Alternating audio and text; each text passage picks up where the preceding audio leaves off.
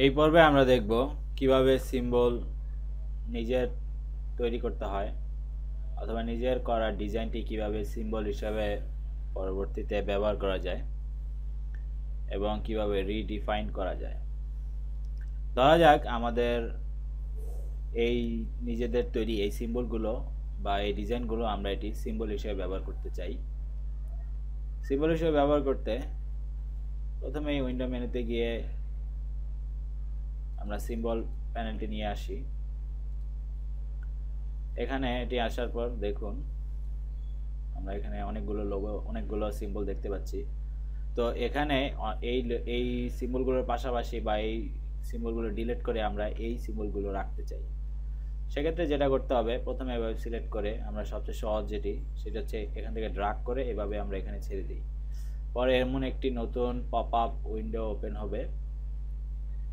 এখানে নাম দিতে পারি, যেমন আমি দিতে পারি ক্যাপ। এখান থেকে টাইপ দিতে পারি আমরা গ্রাফিক, তারপর ওকে। দেখুন এটি চলে এসেছে। ঠিক একইভাবে আমরা যদি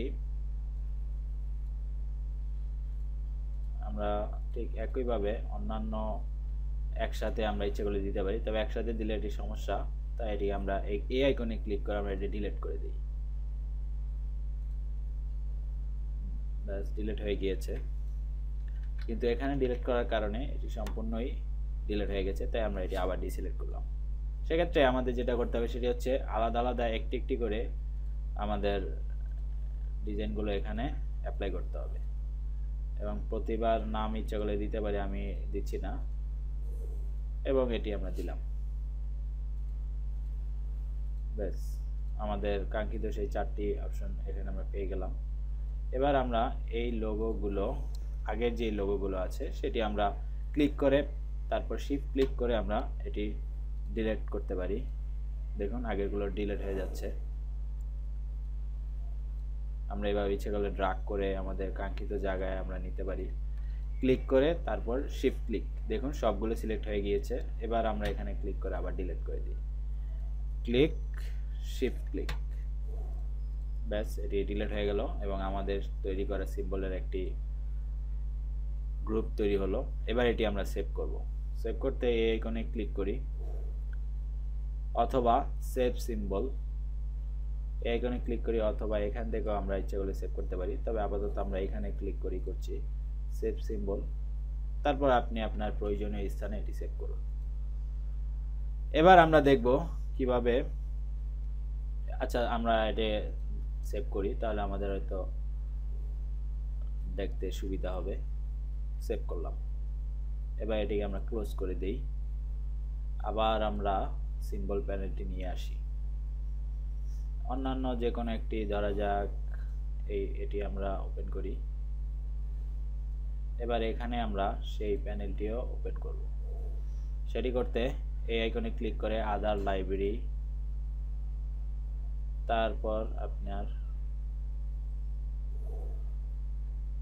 সেই আমাদের সেভ করা সেই সিম্বলটি আমরা এখান থেকে বা আমাদের কাঙ্ক্ষিত স্থান থেকে আমরা বের করব। ধরা যাক আমরা এটি বের করলাম, অর্থাৎ এটি আগের তৈরি করা আমাদের। তারপর এটি আমরা আমাদের প্রয়োজন মতো বিভিন্ন স্থানে আমরা ব্যবহার করব। কন্ট্রোল এন চেপে আমরা একটি নতুন উইন্ডো ওপেন করি। এবার আমরা একটি নিজেদের তৈরি একটি লোগো আমরা এটি সিম্বল হিসেবে ব্যবহার করব। ধরা যাক এই গ্রাইম ভেক্টর পিক, যেটি এখানে ক্লিক করে এখান থেকে আনা যাবে। ধরা যাক আমরা এই অপশনটি এখানে নিয়ে আসি। এটিকে আমরা ইচ্ছা করলে একটু বড় করি। এবার এটিকে আমরা যেহেতু সিম্বল হিসেবে ব্যবহার করছি, তাই আমরা এখান থেকে আবার সিম্বল প্যানেলটি নিয়ে আসি। দেখুন এটি কিন্তু সিম্বল প্যানেলেও চলে এসেছে এবং এখানে ক্লিক করার পর দেখুন এখানে একটি অপশন রয়েছে ব্রেক লিঙ্ক টু সিম্বল। এই অপশনে ক্লিক করলে এটি সিম্বল প্যানেল থেকে আলাদা হয়ে যাবে, অর্থাৎ এটি আমরা নিজের মতো কাস্টমাইজ করে নিতে পারবো। তো আমরা সেটি করার জন্য এখানে ক্লিক করলাম। দেখুন এটি আউটলাইন মোডে চলে এসেছে এবং অ্যাঙ্কর পয়েন্টগুলো চলে এসেছে, অর্থাৎ এটি সম্পূর্ণ সিম্বল থেকে এখন আলাদা। এবার আমরা একটি, ধরা যাক পি।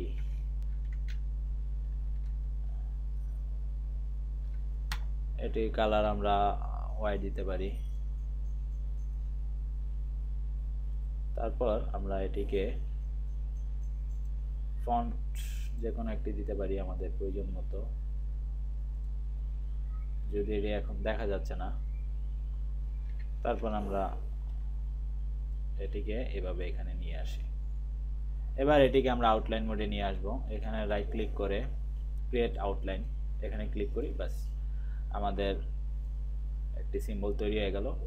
এখন এটিকে আমরা ভবিষ্যতে ব্যবহারের জন্য এটি এখানে ইউজ করব। এখানে ড্রাগ করি, ঠিক একইভাবে আমরা এখানে ক্লিক করি, দেখুন এটি তৈরি হয়ে গেল। ভবিষ্যতে আমরা এক ক্লিকেই এই যে দেখুন এটি ড্রাগ ডাবল ক্লিক করলো এটি ওপেন হয়, বা এটি এখান থেকে আমরা নিয়ে আসলেও এভাবে তৈরি করতে পারি।